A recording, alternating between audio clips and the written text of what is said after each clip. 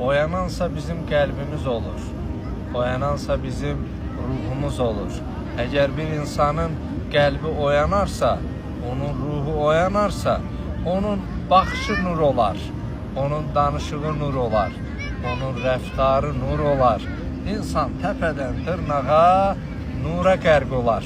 Ona görə möhtərəm bizi izləyənlər, çalışalım həmişə Allahla olaq və Allahla olan hər kəsin qəlbində bir aramlıq olar, rahatlıq olar və təbii ki, ziyarət arzusunda olan insanlar var. Bəzilərinin fizioloji, bəzilərinin maddi sıxıntıları var. Allah bütün sıxıntılarını aradan qaldıraraq onların hər birini arzu edən, intizarını çəkən hər kəsə bu müqəddəs ziyarəti gəlib görməyi və ziyarət etməyi nəsib eləsin.